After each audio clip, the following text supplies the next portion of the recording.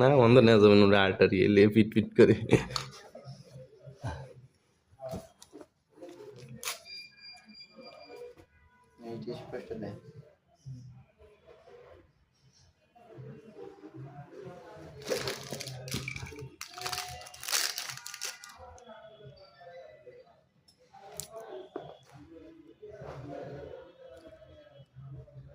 ও